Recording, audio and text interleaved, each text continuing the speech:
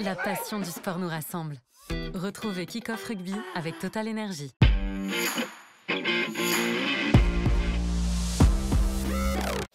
Salut tout le monde, 35e épisode de Kick-Off Rugby, on fait corps ensemble pour rentrer dans le week-end. Aujourd'hui je suis accompagné de Loïc Bessière, salut Loïc. Salut Théo, salut Yanis. Et de Yanis Guillou, tu m'as pris les devants. Salut à tous. Écoutez, vous savez, cette émission est disponible sur YouTube, sur rugbyrama.fr.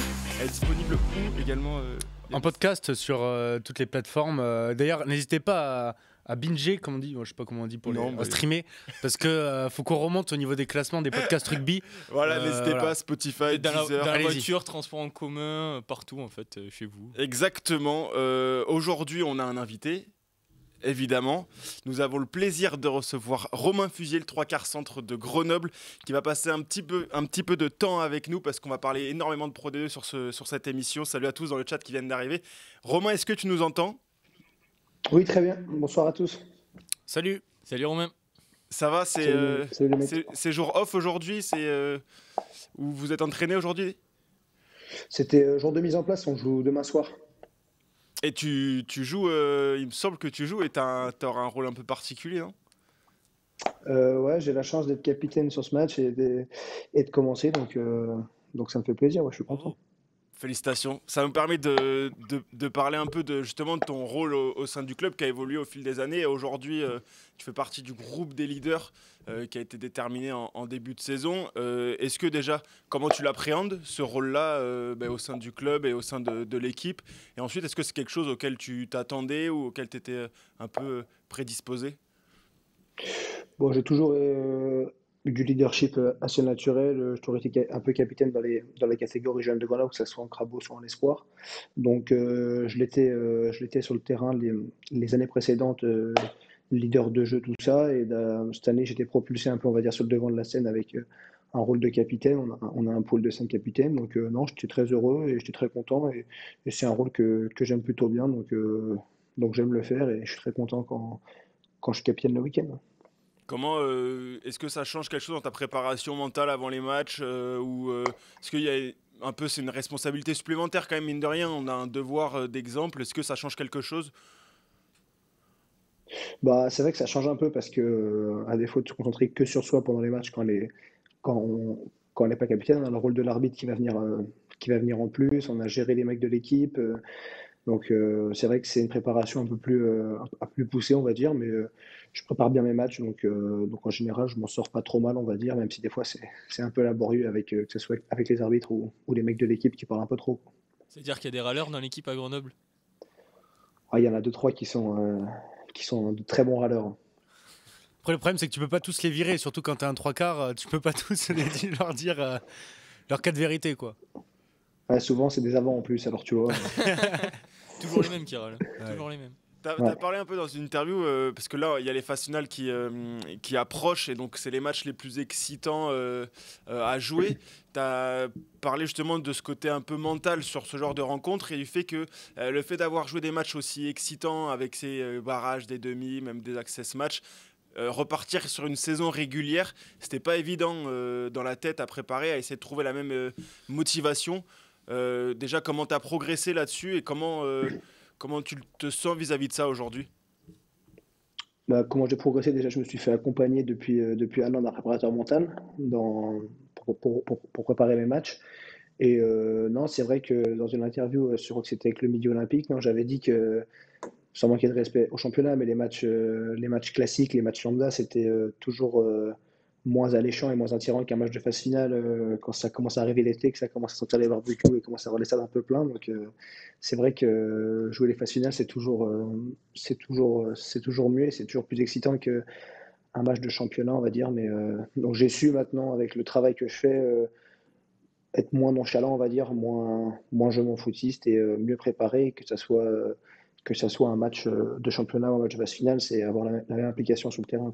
Et tu la trouves où, du coup, la motivation ailleurs dans ta préparation, si ça vient pas de l'atmosphère, de l'été, etc. Et dans les objectifs que je me fixe match après match, dans les objectifs à court terme, sur une mi-saison par exemple, quand je commence l'année, que ça soit jusqu'en décembre, sur les 15 premiers matchs. Et après, sur la fin de saison, c'est être le meilleur joueur possible, c'est être la meilleure version de moi-même. Et c'est ça qui fait que c'est ça qui me booste match après match, quoi. Romain, tu parlais de préparation mentale. Pour les gens qui ne savent pas trop ce que c'est, est-ce que tu peux nous en parler un peu et donner peut-être quelques exemples d'exercices que tu fais? Bah, je dirais que c'est même plus de la performance mentale que de la préparation mentale. C'est vraiment arriver à tirer la meilleure version de soi-même plus que la préparation, on va dire. Donc c'est vraiment de la performance, c'est aller chercher au fond de soi un peu la meilleure version de nous-mêmes. Et comment je le travaille, bah, c'est tout au long de la semaine, s'il y a un match le week-end, bah, c'est plusieurs échanges avec le préparateur mental. C'est préparer le match le mercredi souvent. Et on valide les points qu'on a travaillés ensemble le jeudi. Donc moi je l'ai fait hier déjà. Là je me fixe plein d'objectifs pour le match.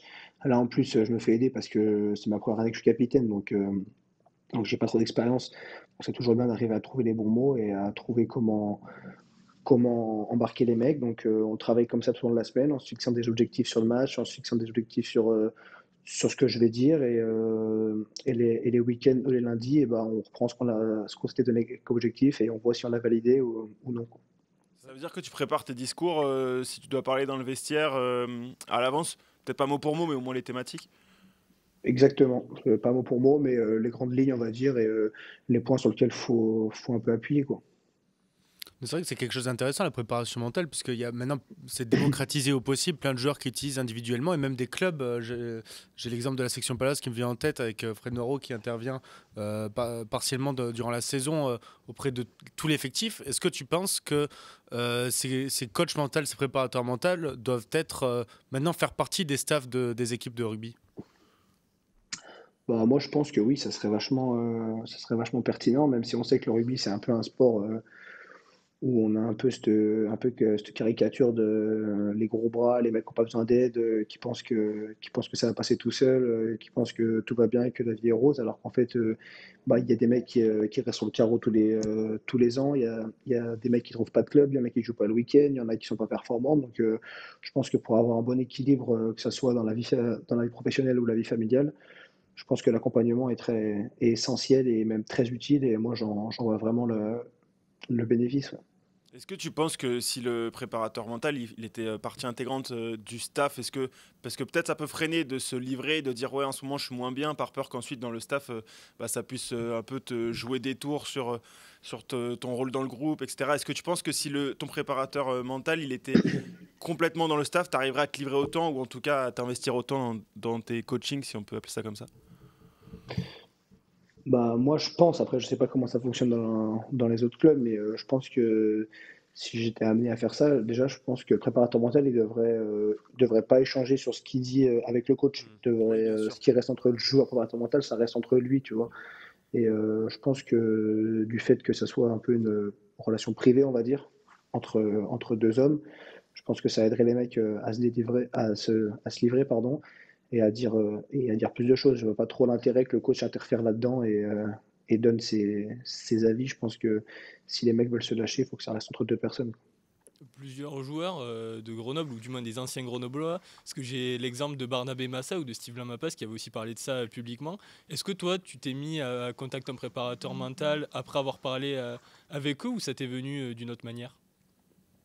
Bah moi, en fait, on a le même tous les trois avec Steve et Barnabé. Donc, je suis venu à aller vers lui avant les demi-finales de la saison dernière, parce que je sentais que j'étais un peu imperformant et que j'étais un peu trop distrait sur le terrain, que j'avais du mal à me concentrer, que j'avais du mal à enchaîner les bonnes performances. Donc, je savais que Steve travaillait avec quelqu'un, donc je l'ai contacté direct la semaine avant le barrage la saison dernière. Et je crois que Barnabé a fait exactement pareil.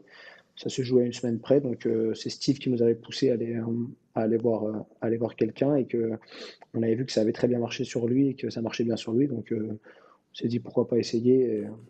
Et non, ça a été une super découverte. Ouais. Et justement, là, ça va être d'autant plus important avec cette fin de saison qui s'annonce hyper excitante avec beaucoup d'enjeux. Déjà, est-ce que vous êtes là où vous vouliez être en début de saison? C'était les objectifs qui étaient fixés, j'imagine. On est là où on veut être parce qu'on voulait être en demi-finale, à domicile directement, donc c'est un premier objectif de valider. Après, vu le début de saison qu'on a fait et l'hiver qu'on a passé, on se devait et on voulait rester premier. On est passé deuxième suite à la défaite à Brive vendredi dernier. Donc, on a à cœur de retrouver notre place de leader ce week-end. Et parce que ça sera un petit. Je pense que psychologiquement, ça va nous faire du bien à tout le groupe et à même tous les supporters et à tout le club de se dire qu'on a fini la phase régulière première. C'est toujours gratifiant. Est-ce que tu trouves que paradoxalement, au début de saison, au final, il vous a presque joué des tours puisque vous êtes retrouvé très vite qualifié, assuré d'être en tout cas au moins au barrage et du coup, fin de saison, forcément, vous étiez un peu moins dans le truc puisque un peu moins concentré et vous étiez peut-être plus permis de pas lâcher des matchs, mais en tout cas moins se jouer à la vie à la mort et ce qui a conduit à quelques défaites. Bah, j'ai envie de dire que on a commencé assez fort le deuxième bloc et on a passé, on va dire, les verrous chauds avec je dirais plusieurs dizaines de points d'avance. Donc après, il y a une certaine gestion qui est rentrée sur les mois de mars, avril et mai jusqu'à maintenant, sur la gestion de l'effectif, sur la gestion des temps de jeu. On a eu pas mal de blessures aussi, donc on a eu de la casse, donc ce qui fait que on a eu pas mal de rotation dans l'équipe et pas mal de mecs qui n'avaient pas trop joué ensemble, donc manque de repères, on va dire, ce qui fait qu'on a un peu freiné notre avancée, mais je vais dire qu'avec l'arrivée des phases finales, l'arrivée de la demi dans 2 semaines, ça devrait remonter crescendo et tout devrait revenir comme avant, je l'espère. Ouais. Romain, c'est vrai que l'an dernier, vous avez eu une très longue phase finale avec le barrage, puis la demi, la finale, encore un barrage. Ça a été très très long. Est-ce que cette année, le fait d'être directement en demi et donc d'avoir une semaine de repos, c'est un peu un soulagement parce que vous allez pouvoir justement souffler pendant une semaine et pas comme l'an dernier avoir ce marathon? Ouais, de plus que l'an dernier, si on reprend le classement, je crois qu'à Noël, on a été mieux de tableau. On a enchaîné 11, on a enchaîné 9 ou 10 victoires en 11 matchs, ce qui a fait qu'on a pu basculer dans le. Ouais, on avait exactement les moins 12 points, donc on a dû cravacher, on va dire, sur février, mars, avril, mai pour recoller au wagon de tête. Donc nous, ça nous allait parce qu'on a une équipe de chasseurs, on n'a jamais trop été chassés, donc cette année, c'est ça qui nous fait un peu défaut. On n'a pas l'habitude de cette place de leader et de ce fauteuil, on va dire, confortable. On était plutôt l'équipe de base qui allait chercher des gros résultats à l'extérieur. Donc là, cette année, ça nous a un peu changé. Et pour revenir à ça, c'est vrai que la dernière a été très longue et très épuisante. Et cette année, on a la chance d'avoir une semaine de récup pendant que les autres joueront en barrage. Donc on va en profiter au maximum et on va bien se reposer pour arriver tambour battant pour la demi-finale. C'est vrai qu'en plus, quand tu vas prendre du recul la saison dernière, déjà, tu as le côté psychologique avec tous les points en moins. Plus tu dois remonter au classement, tu arrives en fin de saison en boulet de canon, mais au bout d'un moment, tu es obligé de tirer la langue. Quoi. Et je pense que là, la différence entre les deux saisons est vraiment énorme. Et c'était des revanchards, comme il disait l'an dernier. Enfin, en tout cas, ce qu'on voyait de l'extérieur, c'est qu'on avait vraiment l'impression que tout le monde vous croyait mort, donc vous vouliez prouver à tout le monde que vous pouvez être là sur cette phase finale en remontant, en faisant un sprint finale de fou.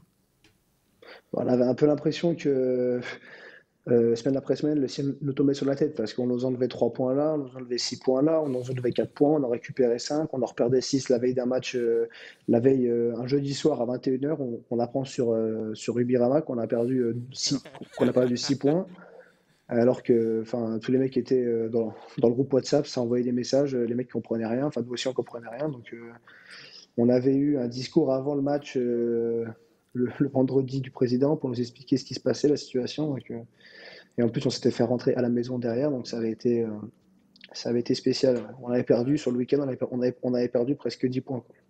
Ah mais c'est ouf, parce qu'en plus, tu sais même pas les points, des fois tu les récupères, des fois, en fait, ils sont pas récupérés, mais il y a un appel, donc tu sais pas.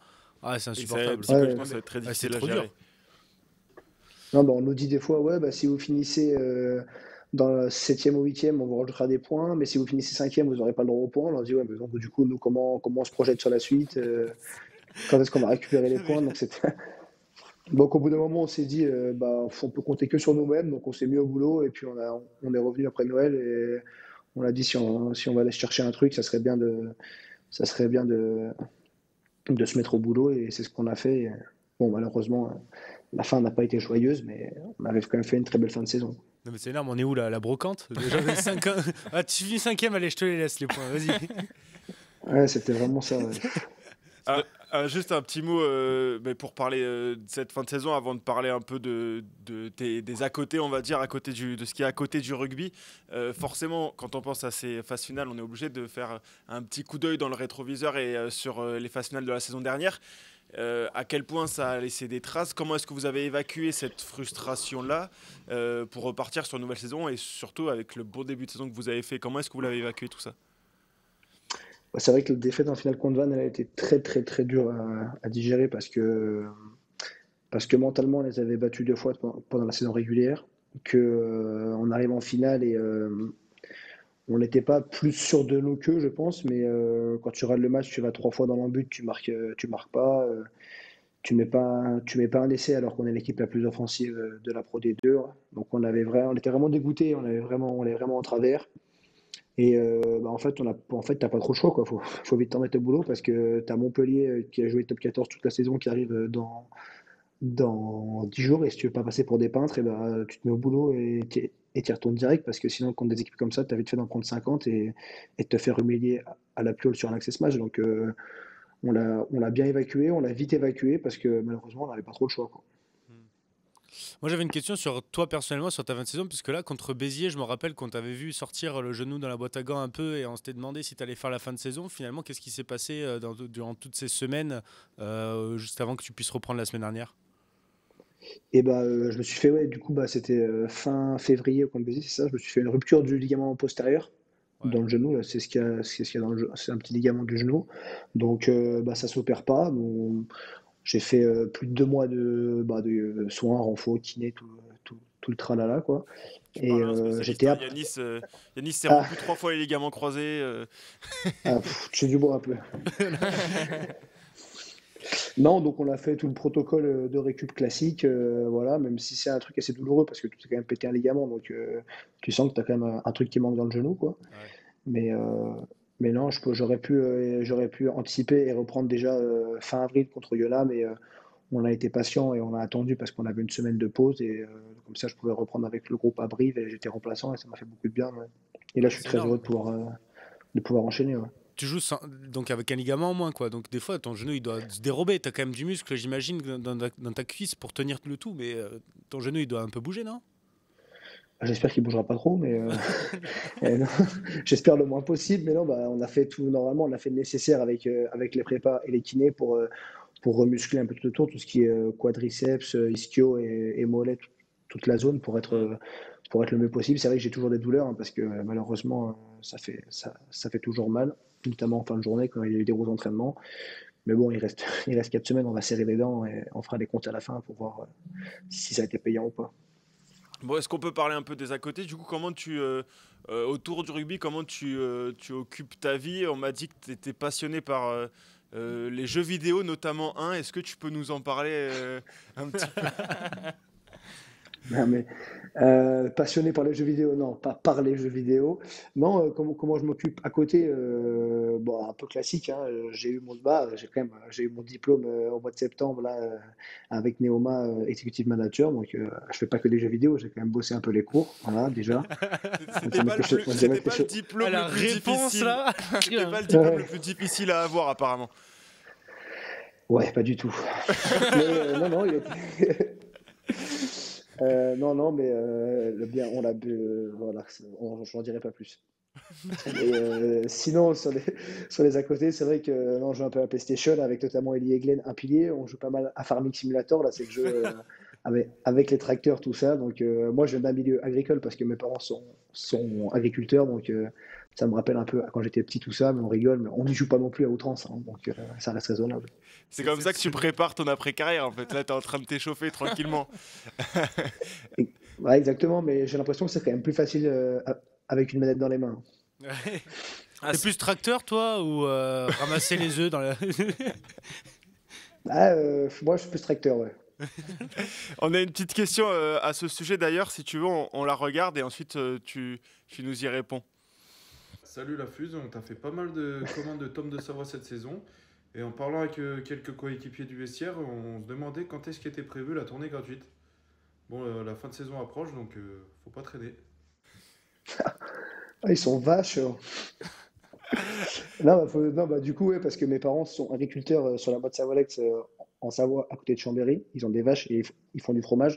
Et c'est vrai que pour ceux qui aiment bien ça, pour les gourmands, notamment Mathis, qui est un gros gourmand, qui joue devant. Et c'est vrai il aime bien le fromage, mais il n'est pas assez régulier encore pour que je lui en offre. Donc C'est ça quoi qu'ils font attendra. comme Et si fromage, tes parents? La tome. La tome de Savoie. Ça régale. Tu veux pas nous en envoyer Ah à la ouais, rédaction On t'enverra l'adresse du Midi Olympique après l'émission si tu veux. Non mais nous on Non, les mais je paye, l'ai on fait les fait déjà. passer en note de frais et Bah tout, oui, là. t'embête pas. Si vous revenez à Non, mais Toulouse je pour l'ai la fait finale, déjà. tu t'arrêtes et tu nous en poses quelques-unes Et à voilà. la rédaction et puis voilà. Ouais, on n'a qu'à faire ça. J'ai qu'à prendre des vaches aussi avec. Donc, ok, Ouais, nickel. là, si on est champion, Mathis aura le droit à un petit cadeau. Il n'y a pas Ah de bah souci. voilà. Bah, il sera ravi de le savoir. Je pense que c'est la motivation Ouais. supplémentaire. Voilà. Champion Je de pense Pro que c'est D2. ça qui peut faire le déclic là, pour la fin Champion de de Pro saison. D2 pas ouf. Mais Par contre la tome ça ligne gratuite. un peu moins. Un petit mot juste pour finir à propos de Chambéry qui va jouer ce week-end finale de national contre Carcassonne. Juste, Oui. j'imagine que ça te fait plaisir quand même de voir ce club peut-être rejoindre la Pro D2. Bah, je suis content parce que moi j'y ai joué pendant plus d'une dizaine d'années dans les catégories jeunes avant de venir à Grenoble. Non, c'est un club qui aura pris le temps de se structurer parce que ça fait un petit moment qu'ils sont en national maintenant. Ils ont refait le stade, ils ont un super stade, ils ont des bons joueurs, ils ont un bon groupe. Donc je serais très content pour eux. Puis il y a pas mal de potes qui jouent là-bas. Donc ça serait vraiment cool de les voir monter en Pro les deux. Puis je pense qu'ils le méritent, ils ont fait une sacrée saison. Donc j'espère que ça va le faire et je serai de tout cœur derrière la télé samedi à 19h. Bien sûr, en espérant que tu les joues jamais. Oui, voilà, c'est ce que j'allais dire. Exactement. On a tout compris. Merci beaucoup, Romain. Par contre, Mathis a régalé, lui, il espère les jouer pour à chaque fois retourner à la ferme familiale pour récupérer de la tome de Savoie. Ah bah, ça va, il habite à 45 minutes de route. S'il veut, il peut y aller. Allez hop, voilà. Merci beaucoup, Romain, d'avoir été avec nous. Bon courage pour cette fin de saison et en espérant te croiser à Toulouse, ce serait plutôt bon signe. J'espère qu'on se verra à Toulouse et merci beaucoup et bonne fin d'émission à vous les mecs. Merci. Merci. Ciao, Merci ciao. Romain. Oui, on Ciao, rappelle ciao. pour ceux qui ne sont pas forcément au courant, pourquoi on dit on espère te retrouver à Toulouse, c'est parce que c'est à Toulouse, à Ernest Vallon, que se jouent les finales de Pro D2. Voilà, pour être tout à fait complet. Messieurs, on peut reprendre le fil de l'émission après cette petite interview. Vous voulez parler Du fromage. Tu veux continuer? C'est quoi ton fromage préféré, toi? N'hésitez pas dans les commentaires à dire Beaufort. quel est votre fromage préféré. Le brebis principalement. Bon, très bien, merci beaucoup messieurs. Moi c'est le bleu. Le programme de l'émission, on va continuer de parler de Pro D2 juste avant. Jonathan notre- Sexton aussi, c'est le bleu, le carton bleu. Oui, très bien. Merci Yanis. On va reprendre le fil de l'émission. On fera les actus en mêlée dans quelques instants. Et puis après, le gros débat du jour. Parce qu'on n'a pas fait le programme. Encore, le gros débat du jour, ce sera nos récompenses pour la saison 2024-2025 de Pro D2. Yanis et Loïc ont préparé leur club surprise, leur révélation, le meilleur joueur et le club qui les a déçus.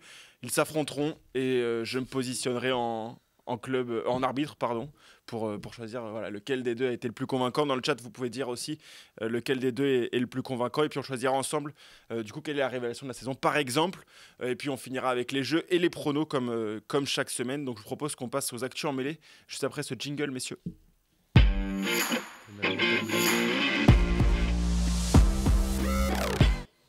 Le micro qui est ouvert pendant les jingles, si jamais. Ah oui? Ah, ça a commencé là? Tout le monde le sait. C'est un secret de C'est péché, pas de toute grave. façon. Je vous propose qu'on commence par une actu qui n'est pas forcément la plus récente. On en a entendu parler en début de semaine, c'est Will Genia, l'ancien demi-de-mêlée de l'Australie, qui a notamment joué au Queensland Reds. Et au stade français, tout le monde l'oublie. Oui, tout le monde l'oublie, oui. Qui a donc dit dans un podcast, le podcast s'appelle For the Love of Rugby, qui a été créé par Ben Youngs, il a dit Gibson Park était un meilleur demi-de-mêlée qu'Antoine Dupont. Alors là, la mafia cassoulet s'est levée de sa chaise comme un seul homme. Vous, qui êtes plutôt extérieur à cette mafia cassoulet, on va dire, vous comprenez qu'on puisse dire ça aujourd'hui ou pas? Alors, clairement. Et en dans fait, le chat, vous pouvez y répondre aussi, on lira vos commentaires. Pour justifier les propos de Will Genia, parce que du coup j'ai écouté le podcast, en fait il dit que dans le style demi-mêlée, Jamison Gibson Park est un meilleur demi-mêlée, mais que dans l'absolu, Dupont est un meilleur joueur de rugby et qui fait partie des meilleurs joueurs de l'histoire. Là où je le comprends pas, c'est parce qu'il donne des arguments comme quoi Dupont serait pas un bon playmaker, donc pas un bon créateur de jeu, ne serait pas aussi bon que Jamison Gibson Park dans les fondamentaux du poste de demi-mêlée, c'est-à-dire prendre les bonnes décisions, être calme, froid et avoir de la technique surtout. Il disait être smooth, donc être plutôt élégant, on va dire en français. Je suis pas d'accord, tout simplement, parce que je pense qu'il n'y a pas un seul domaine aujourd'hui dans lequel Jamison Gibson Park est meilleur qu'Antoine Dupont. Même les jeux au pied qui sont censés être sa grande force, je trouve que Dupont a une progression assez folle là-dessus. Et Dupont a les deux pieds déjà. Pied droit, pied gauche. Gibson Park aussi. Oui, mais Pour le coup. Mais Dupont, c'est encore plus flagrant. Oui, mais Dupont, c'est vrai que c'est très très fort. Et en plus, il dit que c'est pas un playmaker. Alors s'il y en a bien un qui est capable de jouer 10 entre les deux, je pense que c'est bien Antoine Dupont, qui est capable de jouer absolument tout d'ailleurs. Donc non, je comprends pas. Je pense que c'est un petit coup de pas faire le buzz, mais histoire de montrer que. Voilà, pour dire quelque chose d'intéressant. Dupont, dans le chat, c'est Fidel Castor qui dit que Dupont est le meilleur joueur du monde, mais pas le meilleur numéro 9. Donc il rejoint un peu Will Je Gagna vois dans ce qu'il cet veut esprit. dire dans le sens où, en fait, Gibson Park a plus le côté demi-mêlée, alors que Dupont a le côté joueur de rugby. Ouais, Tu vois d'accord. ce que je veux dire? Mais le problème, c'est que même en demi-mêlée, je pense que Dupont est meilleur que Gibson Park. Même en cheveux, il est meilleur que Gibson Park. Il est meilleur Oui, partout. C'est pas difficile ça, d'être meilleur en cheveux que Gibson Park, j'ai l'impression. Après, Will Gagna, très grand joueur, mais peut-être qu'il a encore un peu en travers son passage au Stade français qui a été largement en deçà des attentes parce qu'il arrive en 2015, Stade français champion. Il arrive quand même dans une équipe qui tourne pas trop mal et au final, il n'a jamais réussi vraiment à s'adapter à ce top 14 alors qu'il sortait d'une Coupe du Monde 2015 encore qui était très, très réussie. Sa charnière avec Bernard Follet, donc ouais, peut-être qu'il regrette un peu ça, mais c'est vrai que effectivement, Yannis, je suis tout d'accord avec toi. Pour moi, dans tous les domaines, Dupont est meilleur que Gibson Park, même que ce soit dans la gestion et tout. Il a déjà prouvé qu'il savait faire. Donc non, on comprend pas. Et puis si Gibson Park est le meilleur demi-mêlée du monde, c'est parce que Antoine Dupont n'est pas de ce monde. C'est quand même un Bordelais qui dit ça. C'est pas, et là, il n'y a pas une histoire de Bordelais, il y a Non, une mais histoire c'est bien, c'est de bien, connaisseurs, de fans de rugby. Tiens, en tant que fan de rugby, la transition est toute faite. Biarritz qui vend du coup des parcelles de sa pelouse. C'est là. Exactement, elle est sur le plateau, on en a acheté. J'ai tapé sur la table, je vais me faire assassiner par Aurélien. On en a acheté 2 beaux mètres carrés. En tant que fan de rugby, est-ce que tu aurais pu acheter des morceaux de pelouse De Biarritz de Chaban par exemple ou Même de Biarritz, j'y vais. C'est vrai Ouais, je pourrais acheter. Ouais. Et comment ça s'entretient du coup Après, il faut l'arroser et tout. Comment ça se passe? Non, mais tu le gardes, tu le mets dans un. Ouais, je sais pas, ça se dégrade tant que ça en vrai. Tu mets ça. une pelouse Il faut de la terre. l'arroser, quand même. Il faut de la terre. Non, après ils te Si c'est mettent un petit truc. En fait, je achetez- sais pas, c'est combien de. Vous achetez des Il n'y a morceaux pas des gens dans le chat qui l'ont acheté qui peuvent nous Voilà, il y a dire. pas des gens C'est quoi, qui- c'est quoi que t'achètes? T'achètes vraiment 1 mètre carré? T'achètes Non, un je pense petit que bout t'achètes comme un ça? petit Un petit Petit terreau? carré. ouais, un petit terreau. Dites-nous dans le chat, vous achetez un bout de pelouse de votre club En fait, favori? tu sais ce que je fais? Je l'achète, je fais une place dans mon jardin, je le mets dans un trou dans mon jardin et je mets un drapeau de Biarritz dessus. Pour montrer que c'est à dessus. cet endroit-là. Voilà. Et puis j'achète toutes les pelouses du top 14 et je mets les drapeaux. Oh, c'est beau, ça. dans mon jardin. Fan UBB Jalibert qui dit à Chaban, oui. Voilà, c'est le faux compte de Yanis Guillou. Mais... Arrête de dire ça, je suis même pas bordelais là. Je suis plus bordelais. Ah, ok, C'est fini. t'es de Northampton Je maintenant. suis- voilà. Ouais, d'accord, très bien. On a 2 autres sujets si vous voulez bien les aborder. L'Irlande qui met fin à son équipe nationale de rugby à 7 pour des raisons économiques principalement. Est-ce que d'une ça vous surprend? Est-ce que ça vous inquiète? Loïc peut-être pour commencer. Ça me surprend, oui, forcément. C'est la première équipe quand même qui fait ça, donc j'ai été assez surpris. Après, je pense que le système de rugby à 7, j'avoue, je commence à plus trop le comprendre parce qu'ils ont réduit des étapes. Il n'y en a plus une en Europe. Je trouve que ça commence à devenir un peu lisible. Au final, il n'y a plus que 6 étapes, je crois. Donc on les voit quasiment pas. Et je trouve peut-être que pour relancer la machine, notamment en intérêt, que ce soit pour les joueurs ou pour le public, il faudrait au moins en remettre une ou deux en Europe. Surtout, nous en France, on a vu que ça a bien pris avec les JO. Mais au final, les gens maintenant, ils peuvent plus venir voir le rugby à 7. Tout qu'en plus, c'est diffusé, vu que c'était bien qu'il y ait tourné dans le monde entier. À Hong Kong, Singapour, ça permet d'importer le rugby. Au final, le fan de rugby en Europe, il est obligé de se lever très tôt le matin ou très tard le soir. C'est un peu Oui, des horaires obscurs pour parce nous. que Singapour, Exactement. Sydney, Hong Kong, tout ça, c'est pas Donc cadeau. c'est bien, c'est devenu maintenant des rites de faire ça même à Dubaï aussi, ça attire beaucoup de monde, donc c'est génial. C'est dommage que ça puisse pas rayonner en Europe, donc je comprends maintenant que des équipes se disent au final ça coûte cher quand même parce que c'est beaucoup de déplacements. Est-ce qu'il y a vraiment un intérêt pour seulement 6 tournois dans l'année? Donc ouais, je peux comprendre un peu la logique. Il y a 18 millions quand même de trous dans la fédé irlandaise. Donc ils continuent les femmes quand même, peu les hommes. Mais ouais, je peux comprendre un peu la logique en fait. Ouais, il y a une histoire aussi de développement, si j'ai bien compris. Ils expliqueraient que, en gros, le rugby à 7 masculin n'aiderait pas au développement de l'équipe nationale à 15, alors qu'au contraire, l'équipe nationale à 7 féminin aiderait au développement des filles. Non, j'avoue que je suis comme Loïc.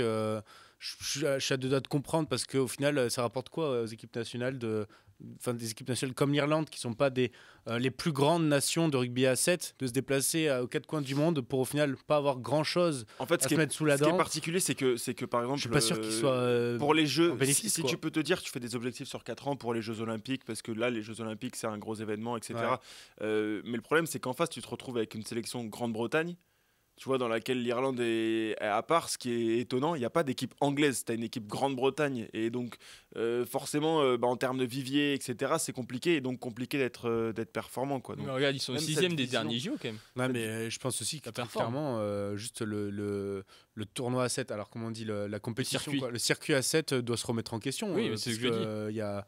Aujourd'hui, tout le monde est désintéressé par cette compétition, et même les équipes nationales commencent à s'enlever de la liste. Donc s'ils veulent se retrouver avec c'est dommage parce que c'est le vraiment Japon, le Brésil et l'Uruguay à jouer la compétition, s'ils veulent, mais bon, je suis pas sûr qu'ils aient beaucoup de spectateurs. Et puis ils ont resserré aussi le nombre d'équipes, il y a moins d'équipes qu'avant. Enfin, non, mais c'est vrai que ça perd un peu de ce qui faisait la beauté un peu du rugby à 7 et de ce circuit, c'est justement qu'il y avait des équipes de partout. J'ai eu la chance d'aller à une étape à Jambouin, je sais plus, en 2019 je crois, et on voyait des supporters de partout dans le monde. Il y avait des Kenyans, il y avait des Anglais, des Irlandais, justement, il y avait des Espagnols. Après, est-ce que c'était aussi parce que c'était à Paris, puisque franchement il y a beaucoup d'étapes où il n'y a personne, et je me souviens d'une étape à Toulouse il n'y a pas très longtemps où vraiment il y avait un mec qui faisait son EVG. C'est pour ça qu'elle a sauté, et après sinon, il y avait l'étape. vraiment personne, quoi, et je trouvais ça désolant.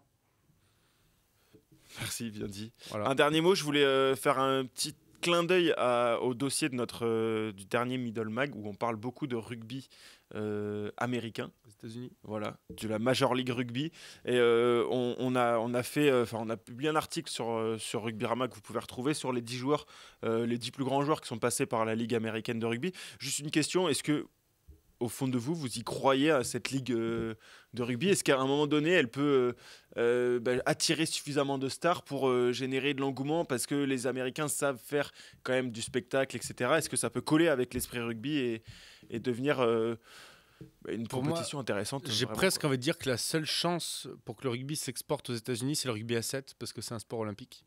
Et que les États-Unis, on le sait, ont vraiment besoin ont envie en tout cas, cet esprit olympique, d'avoir des médailles partout, de concurrencer le monde entier. Donc pour moi, s'il y a une partie du rugby qui doit se développer aux États-Unis, c'est le rugby à 7. Et j'ai franchement du mal à croire au rugby à 15. J'ai l'impression qu'on avait dit le même discours il y a 5 ans, non, même pour les États-Unis. Ah oui. Il y a 5 ans, quand Nounou y était allé, Bastaro, tout ça. Le seul truc, c'est que là, il y a la Coupe du Monde aux États-Unis aussi. Donc on va voir ce que ça va donner.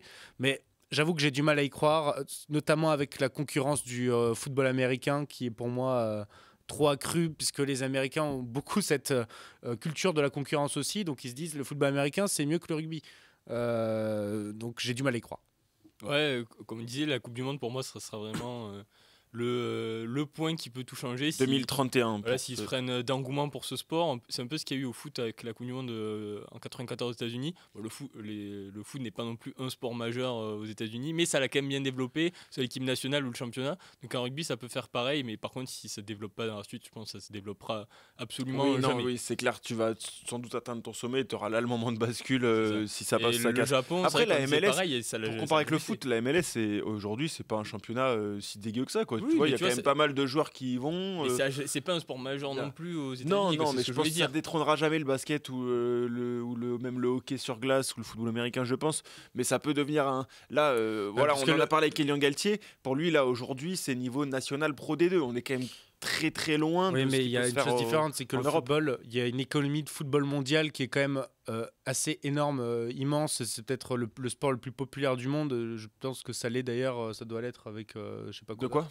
Le football. Je pense que le rugby est quand même à des années-lumière du football au niveau mondial, et que c'est pour ça que les États-Unis auront plus de mal à s'implanter dans le rugby pour l'instant. Au final, le rugby, c'est quand même un sport où il y a Alors j'adore le foot, mais où il y a un peu plus de spectacle, il se passe des trucs, il y a des transformations, on joue au pied, à la main. Et c'est vrai que les Américains aiment le spectacle. Donc au final, tu peux te dire que ça peut plus les séduire facilement, ce nouveau sport, ce spectacle. Donc à voir en 2030. Ils sont curieux, c'est Je ce me que dis ça, il y a encore le une fois, baseball c'est ce que aussi hein, aux disait, États-Unis. Oui, c'est vrai que Le baseball, bon, je me suis déjà endormi devant un match de baseball et je pense que j'en ai jamais regardé un entier. En fait. Bah oui, mais c'est la T'as déjà tenté d'en regarder un, consommation, c'est déjà beau, je salue. la consommation du sport par les Américains n'est pas la même qu'en France. Ils viennent aussi beaucoup pour le spectacle, etc. Dans le chat, c'est Fanny Bébé Jalibert qui dit que la règle avec les traits derrière les poteaux est bien, mais rajouter les règles au rugby est compliqué. Parce que c'est vrai qu'aux États-Unis, en Major League Rugby, quand tu aplatis entre les poteaux, mais dans l'embut, t'as pas besoin de transformer. Il y a deux lignes en gros qui sont perpendiculaires à la ligne d'embut. Ouais. Ça permet de dynamiser le jeu, etc. Donc peut-être qu'on peut s'inspirer en tout cas de ça pour tendre vers plus de spectacles. Il y avait un kick-off où on s'est inspiré de ces règles. Où on essaie d'inventer des règles. Ouais. Oui, vous pouvez le retrouver. Notamment le fait de faire comme au foot américain, justement, la transformation, au lieu de la faire au pied, qu'on fasse une que tu sorte puisses avoir le choix. Ouais, que tu as une action de 5 temps de jeu où tu dois marquer, et si tu y C'est arrives, vrai. tu prends 5 points encore, ou un truc comme ça. J'ai peur que ce soit comme en Australie avec le footy. Le foot US est trop important aux États-Unis du coup. Possible, après c'est difficilement comparable, là, parce que... Ouais, le on a footy, pas- c'est vraiment du comme- foot Après, on n'a australien. pas dit que ça devienne à ce niveau-là, que c'est le sport le plus populaire du pays, mais au Non, moins mais que ça qu'il y ait soit un engouement, quoi. une vraie mais au moins que ça compétition marche, intéressante. que ça perdure. Là, pour l'instant, je pense que c'est un niveau amateur, hein, ou semi-pro en tout cas. Je suis pas sûr Non, que c'est beaucoup plus haut pour l'instant. oui, non, c'est pro quand même, mais c'est niveau C'est pro la national, pro MLR, D2. c'est tout est pro. oui. Oui. C'est pas Quand même. semi-pro. Non, quand même. Après, il n'y a pas beaucoup d'équipes. Non, il y a 8 équipes, je crois. Ouais, 8 ou 10, j'avoue que je sais plus. Mais... Non, il y en a pas énormément. Les matchs ne sont pas fabuleux. Bah écoutez, on verra bien si c'est les pronos, mais J'ai là vu c'est que Xavier Mignot avait marqué un triplé il y a pas longtemps. oui, Xavier Mignot, fier représentant de la France au Nola Gold, club que suit particulièrement Nogodi, ça me dit dans le chat exactement, qui organise des diffusions de Major League Rugby. Très bien. Écoutez, merci pour cette sélection mêlée. Ouais. Je propose qu'on passe, plaisir, hein. qu'on passe au jeu. Allez. On passe au jeu.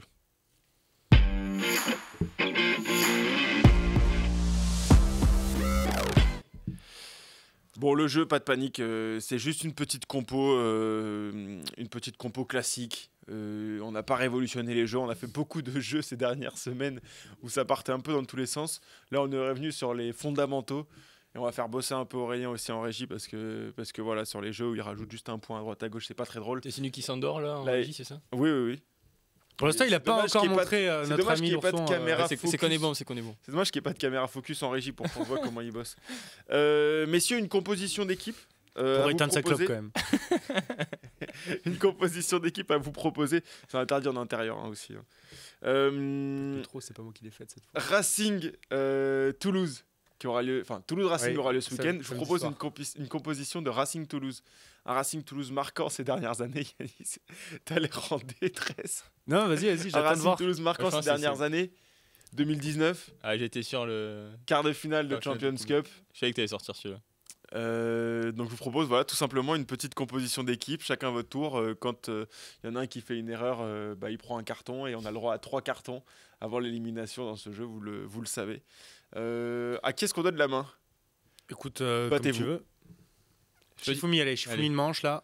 Hop. Ça c'est bien, Allez, tu c'est bien commences. pour ceux qui nous regardent en podcast, Allez. qui nous écoutent Alors- en podcast. Alors, Shifumi, pour tout expliquer, alors j'ai tenté une stratégie ciseaux en fait. Parce que... Moi, je suis allé en pierre tout droit, ça a marché. Loïc est allé en pierre, Yanis en ciseaux, c'est donc victoire. Fallait y aller en planche, putain, je savais. La première ligue qui a été annoncée directement par Nicolas Oh. Béguet, bien sûr. On nous attend tranchant là maintenant. Loïc, tu commences. Bah, je t'écoute. le héros de la soirée, Lucas Tozin. Exactement, Lucas Tozin avec sa magnifique passe qui lui a valu des highlights pendant les 3 prochaines années. Maxime Machno. Maxime Machno qui est titulaire en demi de mêlée du côté du Racing. Antoine Dupont. Antoine Dupont qui est titulaire en demi de mêlée du côté du Stade Toulousain. Thomas Ramos. Thomas Ramos qui est remplaçant numéro 22. Oh là là. Maxime Médard donc.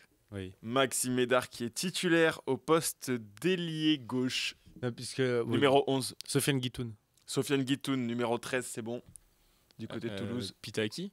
Pita Aki, il est remplaçant numéro 23. Romain Tamac. Romain Tamac, titulaire au centre, numéro 12.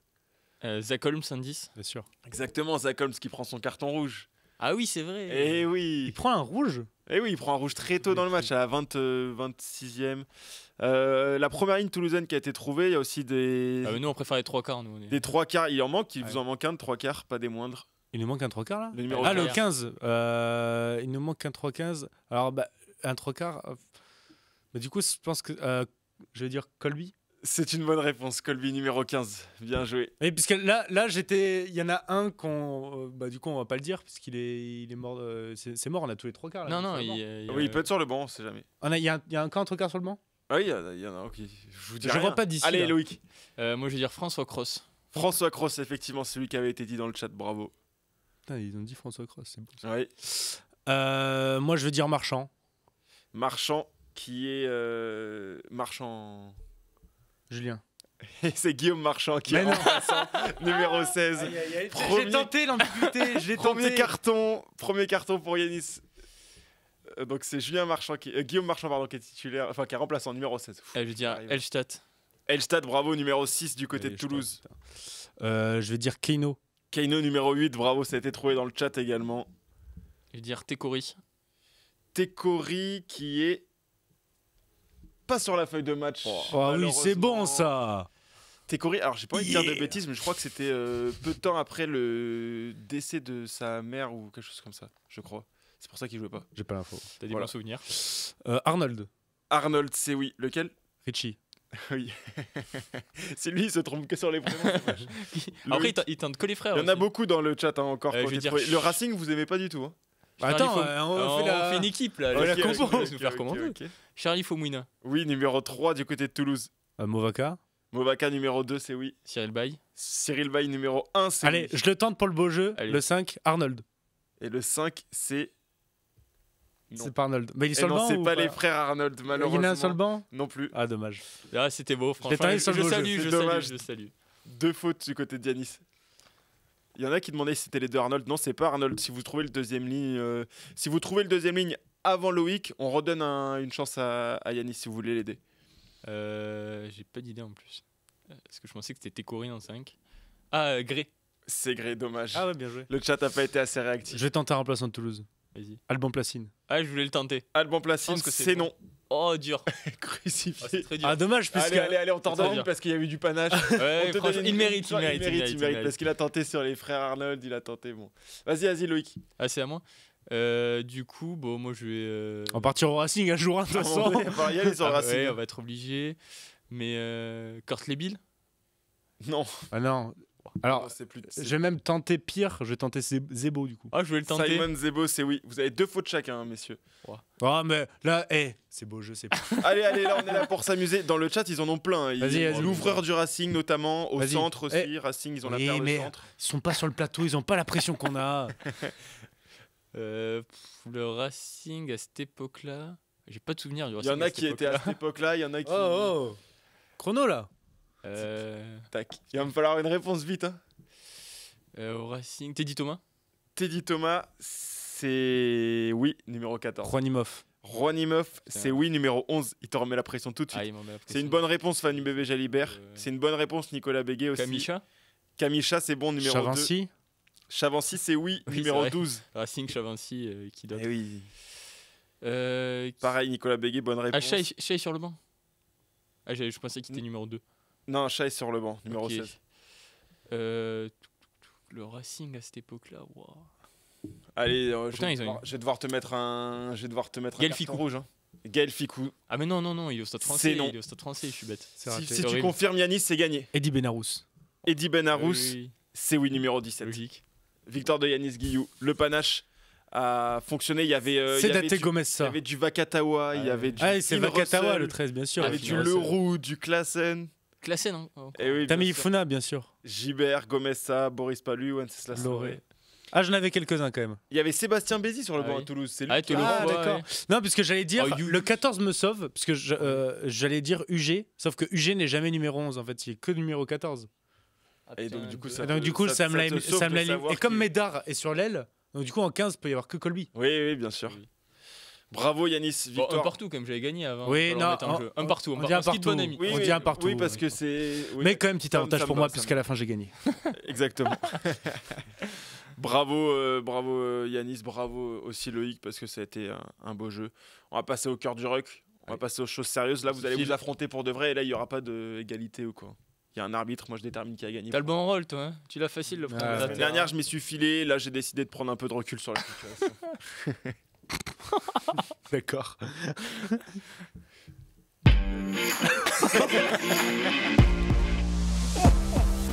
C'est la demande de jingle la plus détestable de l'histoire, je pense. Non, mais parce À que, deux doigts de claquer Ouais. des doigts. parce Ah, que je ouais. me suis demandé combien de temps il allait nous laisser comme ça sur un petit blanc, un petit tapis. Mais il kiffe un peu les moments un peu Et tu sais qu'il me l'a tu sais, déjà dit. gênants, là. N'hésitez pas à dire dans le chat si vous aimez bien ce petit moment de flottement avant le jingle. Genre, tu sais, si tu galères à exprimer quelque chose, il va mettre un gros plan sur toi. Bien Bah, sûr.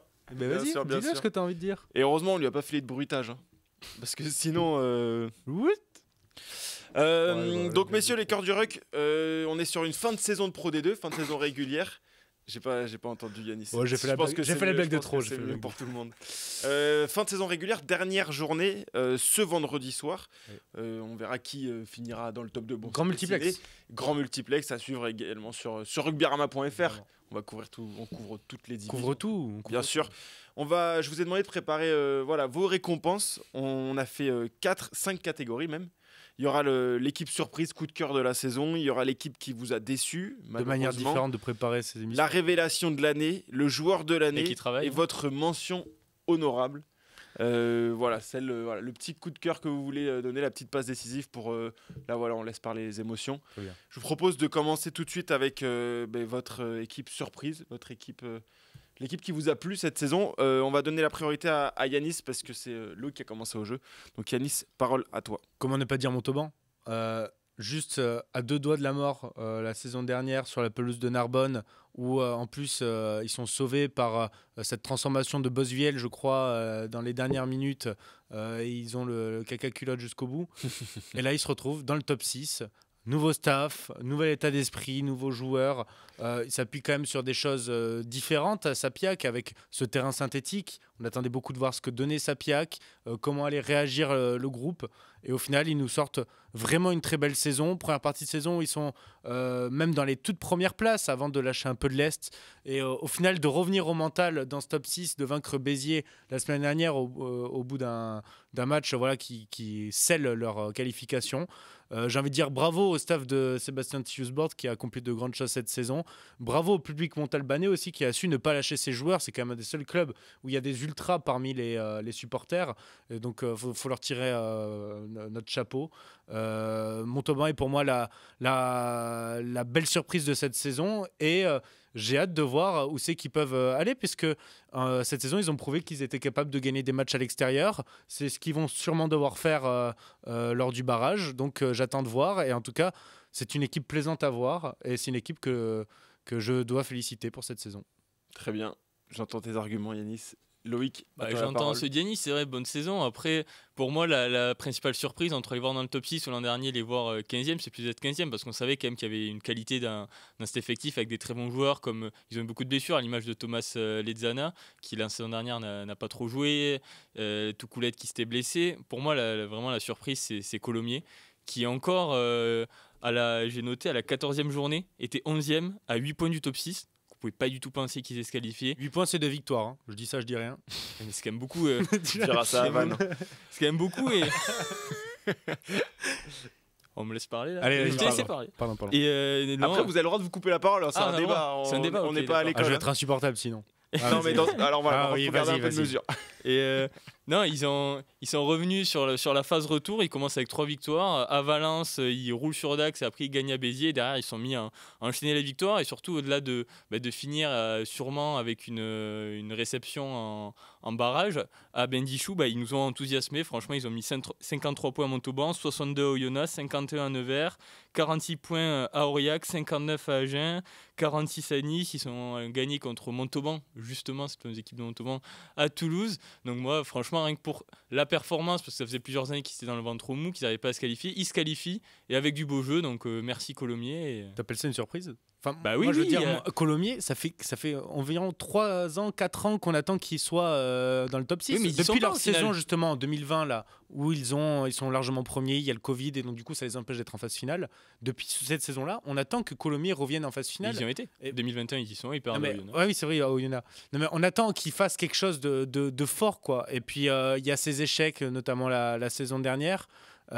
Moi, c'est pas une surprise de voir Colomiers au vu de l'effectif à cette place-là. Là où Montauban, ça fait quand même 2 saisons de suite qui se sauvent. Alors, dernière journée avant-dernière contre Carcassonne il y a 2 ans. Et là, la saison dernière, vraiment à l'excess match contre Narbonne. Donc, c'est pour ça que pour moi, c'est plus une surprise Montauban. Mais Ça a voté dans le chat.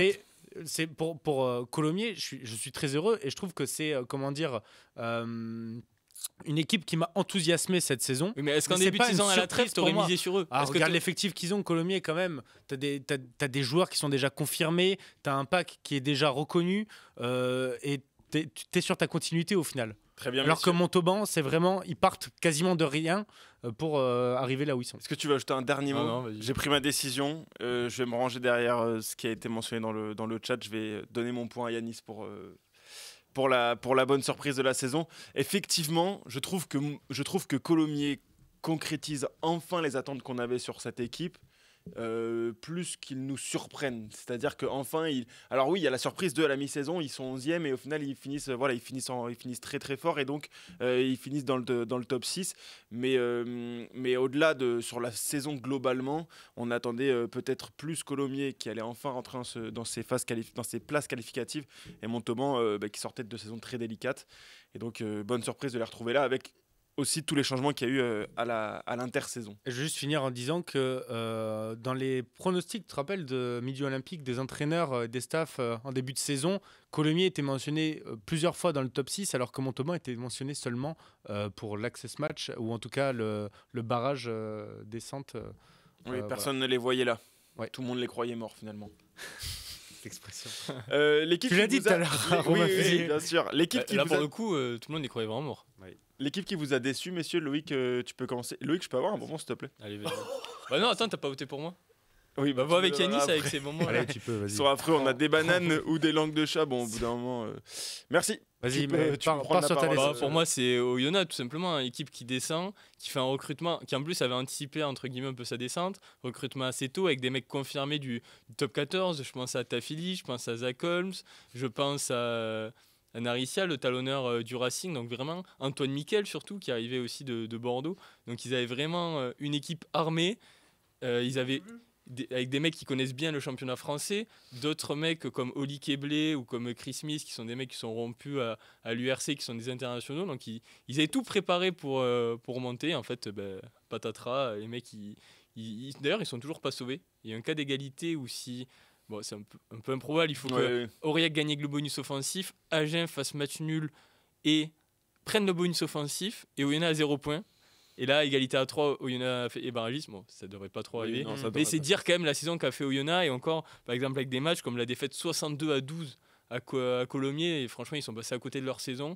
Au moment, on a pensé qu'ils allaient revenir quand ils ont fait quelques bons matchs en janvier, et en fait, pas du tout, non. Les fonds de jeu, c'était catastrophique, donc année à oublier, année noire pour Oyonnax, quoi. Très bien. Ouais, je partage son avis. Grosse déception pour Oyonnax, mais je vais quand même mentionner Agen, puisque Agen se retrouve encore là, au moment où on parle, possiblement relégable, puisque il suffirait d'une victoire d'Aurillac et une défaite d'Agen pour les Oui, faire ils jouent en descendre. pré-barrage en fait. Surtout, tu as l'impression que Agen, c'est un peu un miracle qu'il soit encore là, puisqu'il y a ce match notamment contre Grenoble à domicile, où ils sont menés de 12 points, je crois, ou de 10 points à 10 secondes de la fin, 10 secondes de la actuellement. fin. Ils Ils remontent. reviennent de nulle Ils part. vont gagner à Oyonnax, ils se donnent les raisons d'y croire, tu crois que c'est fini, et au final ils se refoutent dans la merde. Et donc tu as l'impression que Agen, c'est une saison plus qu'en enfer, où en fait c'est même traumatisant. Déjà que c'est pas mal traumatisant à Agen depuis quelques saisons, tu as l'impression que là ils sont dans un traumatisme où tu te demandes comment ils vont en sortir. Et j'ai l'impression que le mal est un peu plus profond que celui d'Oyonnax. Même si, bon, je voyais pas non plus Agen jouer le top 6 cette saison. Voilà. Non, mais Non, mais je suis d'accord avec. on est plutôt d'accord parce que pareil dans le chat, on est plutôt d'accord pour dire que Oyonnax est l'équipe qui a le plus déçu. Oui, parce qu'Oyonnax, ils sont premiers. effectif. Ils étaient censés être premiers et finalistes de cette Pro. La gente est un peu c'est dans ça. la continuité où saison après saison, ça descend un peu quoi.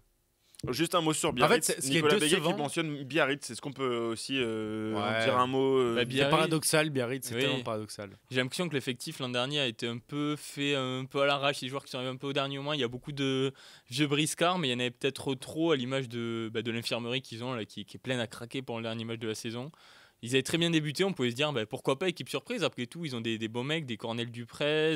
On connaissait mecs pas trop comme on connaissait pas trop leur avenir. C'est aussi pour ça que Oui, le c'est recrutement a ça. été fait en dernière Oui. minute. Mais après, voilà, ils ont quand même beaucoup de mecs qui connaissent bien cette Pro 2, donc on peut se dire pourquoi pas. Ils ont quelques bons jeunes qui sont arrivés au fur et à mesure de la saison, comme Mignot, et au final, c'était trop dur pour Biarritz. Bon, l'équipe qui nous a déçus. Puis en plus, ils ont le contexte extra-sportif avec Oui, la ça doit pas Kouaka, machin, plus tout ce qui se passe autour à Biarritz, comme chaque année, au niveau de la reprise du club. Non, le contexte n'est pas évident pour performer. Ah oui, ça doit pas être facile. à Ah, vivre, hein. Biarritz, c'est quand même quelque chose. Hein.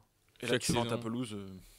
C'est quand même quelque chose. Mais je retiendrai une chose à Biarritz, c'est la victoire à Nevers, je crois. C'est pas Nevers. Je sais plus où ils y vont avec les jeunes là, et que justement c'est une. Et je me demande si c'est pas Oyonnax. Je pense que c'est Je Oyonnax. crois que c'est Oyonnax en fait, oui. Ou en Ah ouais, fin de ça match, confirme. notamment il y a une charnière renversante avec Edgar Retière Et le et jeune. là. Eloa. Non, c'est pas du tout ça. C'est pas grave. Hein. Bon, je sais plus comment il s'appelle le jeune, mais le jeune là, son père il entraîne au Pays Basque. Bon bref. Et donc du coup c'était quand même un match un peu lueur de sport dans leur saison que j'ai. Pour l'avenir, un match prometteur pour l'avenir. Ah Noah Laurent. Ah non, putain, bien joué. Il est Promet- fort. un match prometteur pour l'avenir et l'avenir immédiat, il se déroule où? Sur Twitch. Parce qu'on dit au revoir à nos téléspectateurs de Via Occitanie. Je tente des transitions de pire en pire. Merci de nous avoir suivis et pour la suite sur rugbyrama.fr, via occitanie.tv et les plateformes de podcast évidemment. Au revoir. Voilà. Et là on est entre nous, on est sur Twitch. On me demande de lâcher la main à 55-40. Je pense que là je suis à 55-39 ou 55-40. J'ai jamais fait aussi bien, je crois. 55-50. Non mais Mais magnifique. là, au moment où tu as lâché le Au truc. moment où d'accord. j'ai lâché la main. C'est de l'or. Ouais, c'est beau. C'est de l'horlogerie, hein. Donc voilà, déception vraiment plutôt Yona là. Oui, plutôt Yona, la je pense. déception. Il y a une mention honorable pour Agen. Enfin, je sais pas si c'est Mais oui, honorable, mais une on mention espère, pour on Agen. espère que Agen restera une déception et n'ira pas plus bas, n'ira pas dans la désillusion. C'est beau ce que tu dis. T'es bon. Il aime jouer avec les mots. Oui, t'as un Journaliste. amoureux des lettres. La déception, on a fait. L'équipe surprise, on a fait. Il reste la révélation de l'année. Révélation. Puis le Graal, le trophée individuel dans un sport collectif. Le meilleur joueur. Évidemment, le meilleur joueur. On commence par la révélation. C'est Yanis qui va débuter Ouais. sa révélation de l'année. Alors j'aurais pu dire plusieurs joueurs. J'ai beaucoup hésité, notamment avec un joueur qui est passé par ce plateau de Kick-Off Rugby, c'est Hugo Pacom, que j'ai trouvé fantastique avec Colomiers, que je trouve d'ailleurs toujours fantastique et qui partira à La Rochelle la saison prochaine. Mais il y en a un qui est vraiment sorti de nulle part, je trouve, c'est Lucas Houdard. Tu te rends compte, le mec était juste capitaine des Super Sevens de La Rochelle, de Clermont, De Clermont. dans les années précédentes. Et il avait 0 match de Pro D2 à son actif, 0 match professionnel. Le joueur formé à Villefranche-de-Lauragais qui a gravi les étapes hyper vite au final, qui s'est retrouvé titulaire indiscutable à Aurillac, capable de jouer flanqueur mais aussi ailier dans un style un peu particulier. Il a même été capitaine une journée à Soyons-Angoulême. Et puis c'est un leader de ce groupe d'Aurillac et il surperforme dans une équipe qui est malheureusement assez limitée. Et je pense que si Aurillac est encore à la course au maintien aujourd'hui, c'est en grande partie grâce à lui et Hugo Sun, que peut-être tu mentionneras. Bah voilà, je suis tout à tombé à l'heure. pic parce que Nicolas Béguet dit pour moi c'est le 10 de Aurillac, Voilà, du coup Hugo Sun. Hugo Sun, mais alors je trouve que l'impact de Hugo Sun, c'est vraiment le talent pur et dur, mais l'impact notamment mental et global qu'a fourni Lucas Houdard est impressionnant pour un joueur qui fait sa première saison en Pro D2 quand même. Ouais, bien sûr. Donc c'est pour ça que moi je le mets dans cette catégorie. Je faisais partie des sceptiques au début quand je l'ai vu arriver, que c'était un ailier qui ne jouait pas au pied, qui fonçait dans le tas, mais au final il est beaucoup plus que cela évidemment. Et il m'impressionne de week-end en week-end et je ne serais pas étonné de le retrouver en top 14 prochainement. Loïc. Déjà pour commencer, je veux aussi tirer mon chapeau à Lucas Oudart qui, comme tu le disais, Bon, il est troisième terminé, ligne. merci beaucoup. Non, le non, poids, non, non, attends, pardon. Parce qu'effectivement, il a pas un gabarit hors du commun, mais c'est un incroyable puncher quand il a le ballon en main. Et j'ai adoré tout ce qu'il a fait cette saison. Et j'ai aussi adoré tout ce qu'a fait Hugoson, qui fait 1m10, 10 kg, qui a marqué 6 essais cette saison, qui a trouvé un 50-22 de folie contre Nevers. Et ce que j'aime beaucoup chez lui, je pense que très peu de joueurs de Pro E2 l'aiment parce qu'il parle énormément sur un terrain. Ouais. Un joueur de Pro E2 m'a dit mais si je peux lui mettre des gifles, je pense que si on faisait un sondage des plus détestables, je pense qu'il serait pas, alors qu'en plus il sait. Et nous on aime bien ces joueurs. Mais oui, bien sûr. En plus ça me fait rire, c'était contre Agen, à un moment un maul, il va pousser dans le maul sauf que il apporte rien, et il se relève, il parle dans la gueule du deuxième ligne, et alors il fait alors, j'étais mort de rire. Franchement, donc rien que pour ça, je lui tire aussi mon chapeau parce que comme tu dis, les deux ils ont porté Aurillac cette saison. Ouais. Il y a pas que, mais en grande partie eux. Mais pour moi la révélation c'est Noah Néné. Je voulais aussi mettre en avant un joueur qui, avant cette saison, n'avait pas de feuille de match en Pro D2. Il n'avait que 3 avec Paris la saison dernière, dont une où il ne rentre pas en jeu. Et franchement, je trouve qu'il est tellement complet, je trouve ça fou. Pour avoir joué plusieurs fois cette saison, il est physique. C'est quand même un athlète, donc il peut rentrer dans son centre, son vis-à-vis. Mais il est aussi très technique, que ce soit avec la main, mais aussi au pied, parce que des fois, c'est lui qui trouve les touches à Dax. Et il sait aussi très bien jouer au pied par-dessus, notamment des petits par-dessus. Mais dans cette équipe de Dax, qui est quand même faite d'imprévisibilité, lui, il s'est fondu à fond là-dedans. Ils ont fait des relances de fou. Il n'était pas étranger. Il court vite. Et que dire de son essai? Je pense que vous l'avez tous vu dans le derby contre Mont-de-Marsan. Un essai de fou. Montré quand il a été pris dans le groupe élargi. C'était un peu le truc. En novembre. Il était reconnaissable pour ça. Au tournoi. Non, c'est au tournoi. Au début du tournoi. Et justement, il se blesse un peu. Et après, il revient avec Dax. Et sur un match, il se blesse. Il se démet l'épaule. Et c'est décevant de ne pas avoir pu le voir davantage cette saison, mais franchement de grandes promesses, et je pense qu'avec Paris on le reverra très vite la saison prochaine. C'est difficile de choisir là, messieurs. C'est ce que je disais, c'est que j'aurais été d'accord avec lui si la saison s'était arrêtée en décembre ou en janvier. Mais le problème, c'est que Lucas Oudart, il a été plus constant. Alors, c'est du fait des blessures aussi, de pas de chance, parce que Noah Néné est un talent hors norme. Mais je pense que la saison de Pro E2 a plus été marquée par Lucas Oudart quand même que par Noah Néné. Tu veux contrer un peu des arguments, tu veux te battre pour ton Noah Néné? Mais en fait, on a deux profils opposés, c'est-à-dire Noah Néné, c'est vraiment le talent pur, le mec c'est par le club top 14, le mec sait tout faire, et Lucas Oudart c'est le mec qui sort de nulle part, qui a pas un gabarit, qui à première vue n'a pas grand-chose pour lui, qui en fait est beaucoup trop fort, sait tout faire. Donc deux talents qui s'opposent, et de toute façon c'est toi qui va deux profils différents. C'est pas ça qui fait rêver les jeunes. Un mec qui sort de nulle part, faut voir dans le chat, qui va casser les bouches de tout le monde. C'est ce que j'allais dire. C'est l'homme du peuple, Lucas Oudart. Voilà, je le dis. Oui, non, mais moi, ce qui me parlait, c'était effectivement plus Lucas Oudart, parce qu'il y a ce truc de la belle histoire. On aime bien dans le rugby s'accrocher à ce genre de profil-là, ce genre de trajectoire, on va dire. Et il y a la belle histoire, voilà, effectivement, du mec qui avait pas une feuille en pro à Clermont, et aussi qui se bat dans une équipe qui est en difficulté. Et là, c'est encore plus peut-être louable, on va dire, de sortir du lot dans une équipe qui est en difficulté. Après, Dax, sont pas non plus les Crusaders 2010, quoi. Non, mais il y a juste quand même en phase finale l'année dernière. Il y a un juste milieu. Plus dur. Il y a un juste milieu, mais bon, difficile de sortir des individualités. Mais en tout cas, je dirais plus Lucas Oudart pour cette distinction-là. Et enfin, pour finir, le meilleur joueur de Pro E2. Le meilleur joueur de Pro D2, on vous l'annonce en 100 comme en 1000. L'an dernier, on n'avait pas de trophée. Est-ce qu'on offre Non, pas la peluche, t'es fou quoi. Hop, on leur fait bonbon banane. Les bonbons qu'on peut ça, pas. on peut les offrir. Là, vous pouvez les prendre.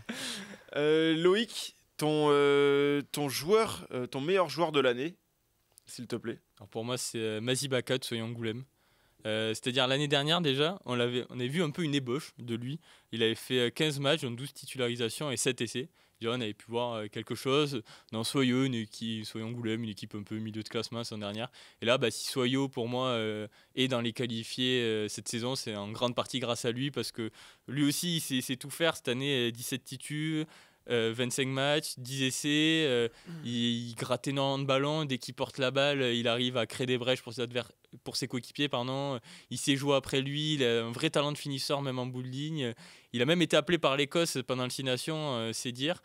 Il est prêté par Montpellier, donc Montpellier va le reprendre, mais franchement, je pense que les supporters d'Angoulême garderont une très bonne image de lui, et nous aussi en tant que fans de rugby et de Pro D2. Alors très bon joueur, même si je pense que sur certains matchs, notamment des matchs hyper importants coup près, c'est peut-être pas sur le game changer ultime. Je sais pas comment expliquer. Le leader ultime de l'équipe de Soya On Angoulême. en parle quand tu marqueras un doublé en match de barrage. Bon, écoute, peut-être. C'est Par enregistré. contre, t'en veux un des leaders ultimes d'une équipe, Temaya Harrison. Temaya Harrison, qui est. Alors, il est bien sûr, c'est pas une surprise pour tout le monde, il était déjà énorme la saison dernière. Et là, défensivement, offensivement, c'est celui sur qui Provence Rugby s'appuie pour avancer. Et je pense que c'est de loin le meilleur joueur de Provence Rugby. Et pour moi, le meilleur joueur de Pro D2 cette saison. J'ai beaucoup hésité aussi avec Courtney Loz, puisque Courtney Loz, c'est quand même un phénomène. Mais bon, il y a plusieurs matchs où il n'est pas là. Donc, du coup, c'est ce qui me fait un peu faire la différence, même si je pense qu'il a vraiment sa place dans ces mentions honorables. Mais Temaya Harrison, c'est pour moi un mec qui est imbougeable. Et si tu fais une équipe, tu commences presque par lui, puisque que ce soit au niveau du leadership ou sur le terrain défensivement, j'y reviens défensivement, c'est quand même un mec imbougeable, le mec qui va te plaquer tout le monde. Je sais plus qui arrivait lancé comme un Tuvaka qui arrive comme un frelon sur lui tout droit. Bon, il s'est fait bouger. Et, pas évident. Harrison, c'est un mur et c'est pour moi la raison pour laquelle Provence Rugby peut croire au titre de Pro E2. Ouais, Provence Rugby, au final, qui fait quand même une année peut-être un peu en deçà de ce qu'on attendait, alors que Masibaka lui a vraiment réussi à porter son équipe peut-être plus encore que Harrison. Mais est-ce que Masibaka, c'est vraiment le leader de Soya Angoulême ? Je suis pas certain. Dans le pack, si, quand même. Dans le pack. Alors, au global, est-ce que c'est vraiment le leader de Soya Angoulême ? Pour moi, oui, avec évidemment, il y a Botica qui derrière et le 10, mais en même temps, Botica, c'est son poste, donc heureusement qu'il est leader. Attention, il est plus têtu tout le temps, Botica, je crois. Là, il a un peu soufflé pour la fin de saison parce qu'il est plus tout jeune. On s'égare un petit peu, messieurs, si je peux me permettre. Mais oui, mais pour moi, Temaya Harrison, c'est tellement un mec qui n'a rien à faire en Pro E2 que je trouve ça choquant qu'il soit là. On mentionne Hugo Pacom. Non, mais Hugo Pacom dans la révélation, mais alors c'est un peu dur de le mettre en meilleur joueur. Oui, il y a des joueurs, tu citais Loz, même à Colomiers, moi je vais citer Timou qui pour moi a plus porté Colomiers que. C'est vrai. J'hésitais à mettre des Timou d'ailleurs, mais j'ai déjà mentionné Colomiers, donc j'allais pas faire une spéciale Colomiers. Mais... je pense que j'irai sur Masibaka parce que effectivement dans le côté il a réussi à faire changer de dimension. Vous me surprenez là. Franchement, je m'attendais pas à ça en arrivant dans l'émission. Non mais alors moi je te dis honnêtement d'un point de vue extérieur, moi je me base sur celui qui a été le meilleur vendeur de son joueur, tu vois. Tu vois pas, il fait 1-1-1-1, en fait il s'en fout, il nous écoute pas, il est sur l'ordi. Non, Loïc a été meilleur et l'argument qui m'a fait changer d'avis, c'est le côté faire entrer son équipe dans une nouvelle dimension, on va dire. Alors Temaya Harrison, il a fait quoi ? Il a fait demi-finale, il peut pas les amener non plus. Pour l'instant, on sait pas. Peut-être qu'il va les porter jusqu'à la finale. Là, tu peux pas. Là, c'est un argument qui peut pas marcher pour Temaya Harrison parce que, oui, tu veux qu'il fasse. C'est dommage que tu dises pas ça avant ma décision parce que peut-être que j'aurais peut-être. Tu veux qu'il fasse quoi de plus, Temaya Harrison ? Non, mais bon voilà. Écoutez, c'est mon choix. J'ai des stats. T'en as pas. Ça joue. Fallait travailler un peu. C'est vrai qu'il a des fiches. Oui, mais toi, il est combien de cartons rouges, Masibaka ? 0. Combien de cartons jaunes ? 2. 2 têtes en plus. Bon écoutez, c'est bien. En tout cas, voilà, le point il est pour d'accord. Et donc pour un maximum de suspense, la décision se fera sur la. En fait, pour moi, Masibaka, c'est même pas le meilleur joueur de Soya Angoulême. C'est ça qui me. C'est bien dommage. Ouais. Et c'est qui donc pour toi ? Laisse-moi réfléchir. Mais du coup, je pense que Botica est bien plus important pour eux. Et au final, Botica, il joue comme tu dis, il joue pas tous les matchs, donc. Après, oui, Masibaka est fort, mais meilleur joueur de Pro E2 devant Temaya Harrison. C'est le panache. C'est le panache. Tout à l'heure, on a loué ton panache sur Luka Oudar. Là, on peut le louer sur Masibaka. Hugo Pacom justement. Donc, globalement, c'est peut-être léger. Votre mention honorable. Ma mention honorable, c'est à moi de commencer. Ouais, vas-y. Mention honorable, elle est pour Colomiers, efficacité. Colomiers, Soya Angoulême, qui sont des équipes qui m'ont fait vraiment plaisir cette saison sur le plan offensif. Colomiers, tu l'as mentionné tout à l'heure, qui a mis 50 pions à tout le monde au bout d'un moment.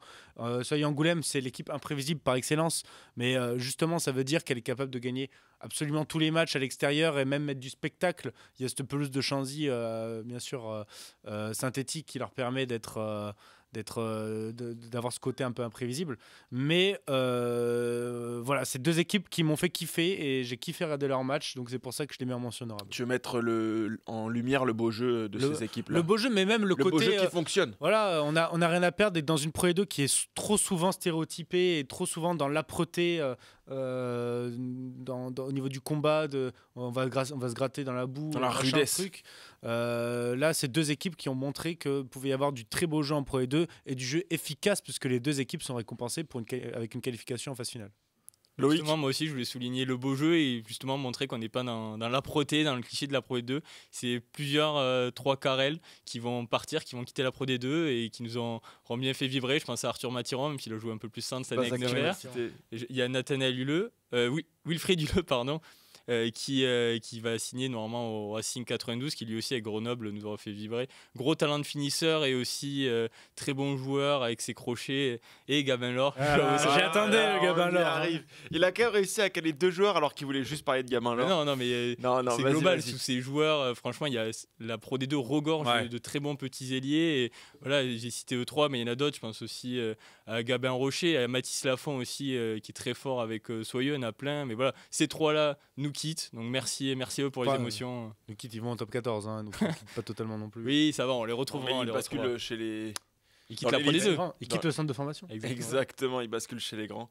On est quand même sur deux candidats qui font la part belle au jeu de 3 quarts, ce qui est quand même... C'est vrai. Ce qui dénote quand même d'une certaine...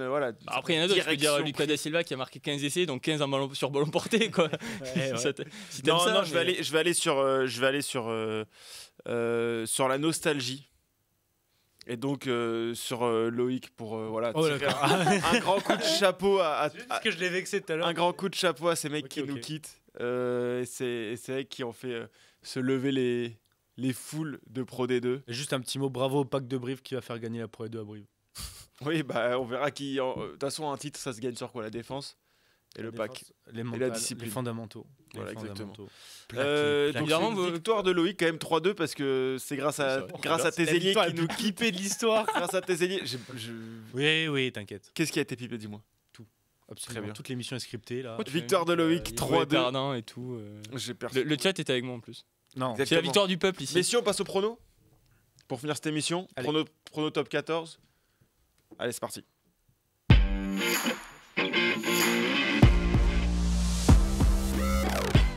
Toujours le petit moment de flottement, un plaisir.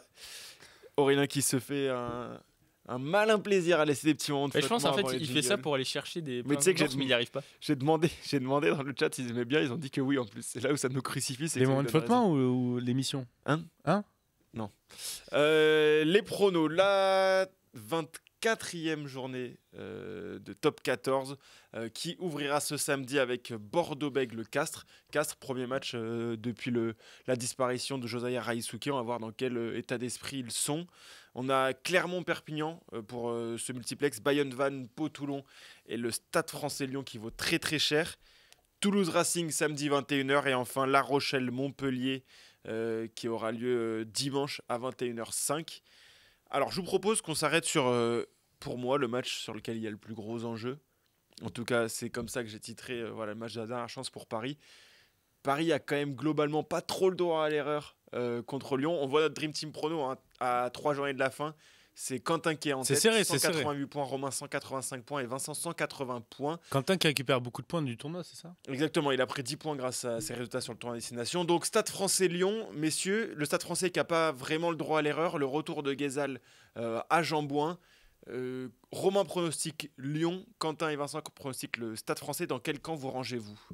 La pire nouvelle pour le Stade français, c'est la défaite de Lyon contre Pau la semaine dernière. Après, le problème, c'est que va y avoir à gérer cette finale européenne, voir quelle est l'équipe qui va être envoyée par Karim Ghezal pour ce déplacement au Stade français. De toute façon, je vois un match accroché dans tous les cas.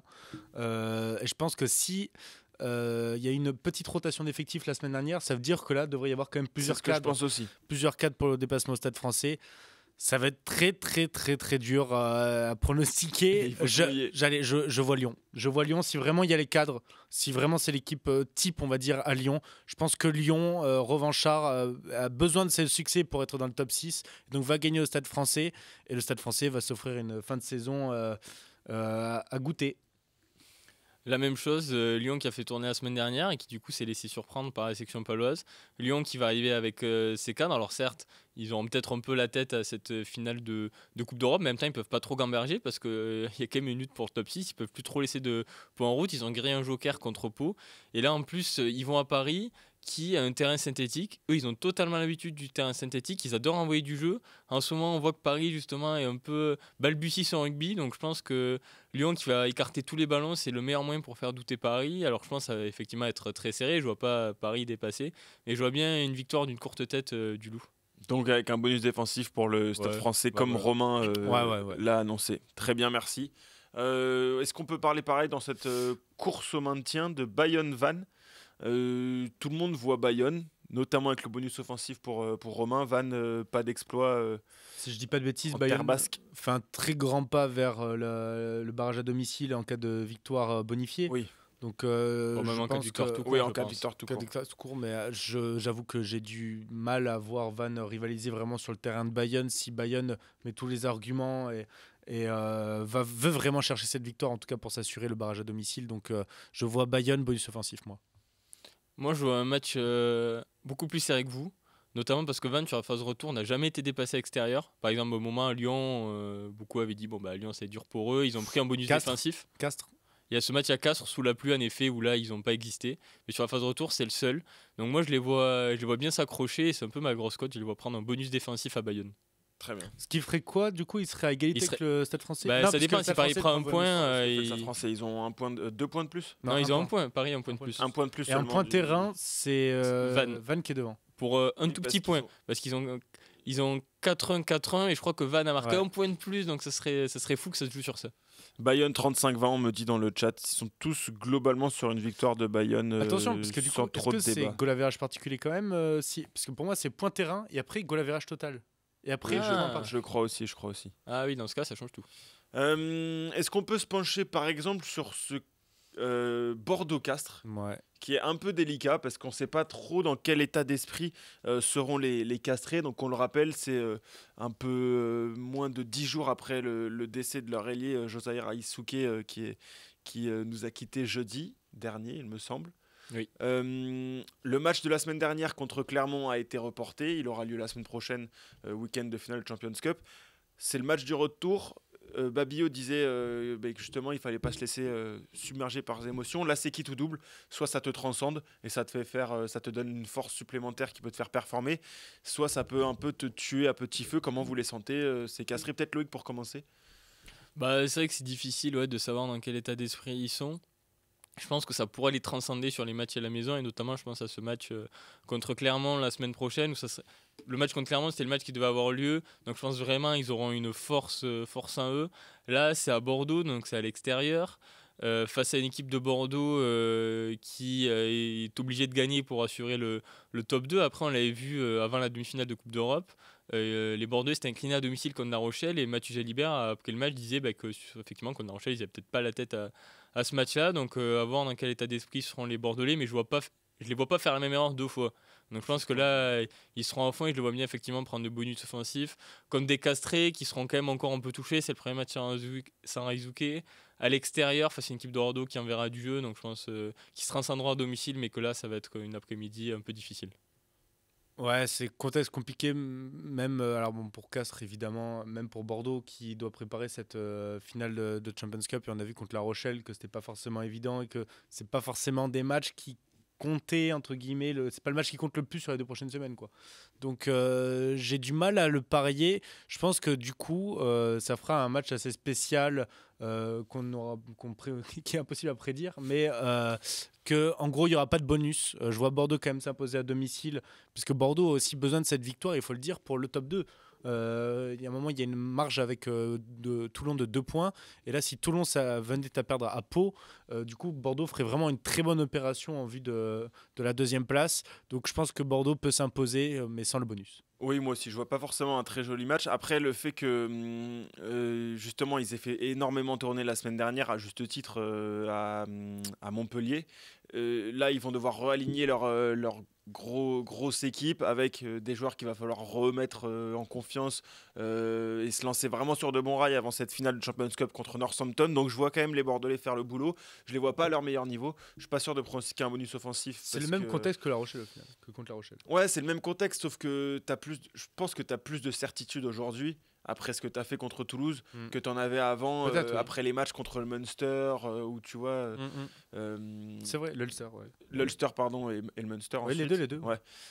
Donc voilà, je les vois peut-être avec un peu plus de certitude et donc plus l'expérience et se dire on sait faire le boulot. Ce sera pas le meilleur Bordeaux, mais je pense que ça peut gagner quand même contre Castres et donc peut-être victoire de Castres, sans bonus offensif pour Bordeaux, selon moi. Est-ce que vous voulez parler d'un dernier match, messieurs? Non, je suis juste très rapidement un peu surpris que tout le monde mette Pau contre Toulon. Alors c'est mon avis aussi, mais je pensais qu'il y en a un qui allait tenter la folie Toulon, parce que Toulon sort d'une vraie débâcle quand même à domicile, qui suivait une quand même énorme déception sur la pelouse de Vannes. Donc je pense que les Toulonnais, à un moment ou à un autre, vont devoir se rebeller pour la fin de saison s'ils veulent espérer quelque chose.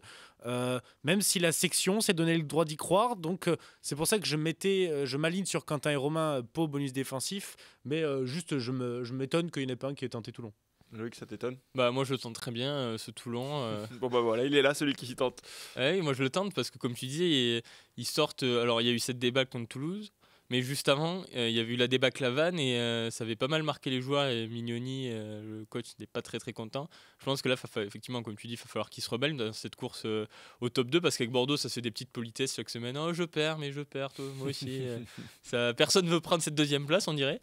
Mais là, je pense que Toulon va y aller armé comme il faut, surtout qu'après, il y aura une semaine de repos. Donc, ils n'ont pas Baptiste Serin quand même. Ils n'ont pas Baptiste Serin qui est suspendu. Ce top 2, ça se joue au mental, je pense.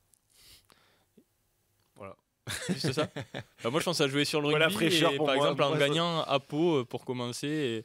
Hiroshimine qui est encore plus précis que ça, qui dit victoire du RCT mais bonus de Pau avec un essai en fin de match. Bon bah voilà, comme ça. C'est précis. Ne regardez pas le match. Voilà, ça a été vu avant. Bon bah je regarde à Bayonne Vannes alors. Bah oui, du coup. Mais en attendant, je vois à peu près comme lui donc. Ouais, tu vois quand même victoire de Toulon avec un essai en fin de match. Oui, Pau marquera le bonus. Non, je veux dire Pau bonus défensif. Pau prendra le bonus défensif. Oui, ça sera quand même accroché. Tout le monde va pas prendre de rugby à Pau quoi. Très bien, merci messieurs pour cette émission. On a parlé de tous les rugby, ou presque. Enfin, il y a une multitude. On a beaucoup parlé de Pro D2, on a parlé aussi de top 14 dans les pronos notamment. Même parlé de national avec Romain Fusier. On a parlé de rugby à 7 féminin et de rugby à 7 masculin. Non mais voilà, on parle de tout dans Kick-Off Rugby. Merci. À noter, on fait la bise aux champions d'Europe français en rugby fauteuil. Bon, voilà. Bah écoute, ça, il fallait le faire. Je donne l'info, je te remercie. Merci messieurs d'avoir été avec moi pendant cette émission. Merci à tous de nous avoir suivis. Merci dans le chat pour tous vos commentaires. Vous pouvez retrouver ceux qui ont raté le début, peut-être l'intégralité de l'émission sur rugbyrama.fr, sur toutes les plateformes de podcast, également Spotify, Apple, Deezer, podcast, tout ça, Deezer. Et toute la clique sur YouTube aussi. Et puis nous, on se retrouve la semaine prochaine pour une nouvelle émission. Et je vous l'annonce comme ça. Manon reprend les manettes la semaine prochaine. Voilà, ça fait longtemps que Manon n'avait pas présenté, et Manon est de retour la semaine prochaine pour tous ceux qui se posaient la question. Merci, bon week-end rugby, top 14, Pro D2, multiplex, national, finale, tout ça. Et puis à la semaine prochaine. Au revoir.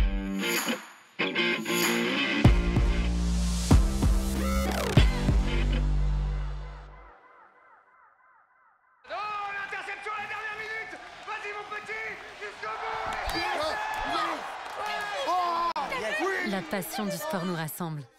C'était Kick-Off Rugby avec Total Energy.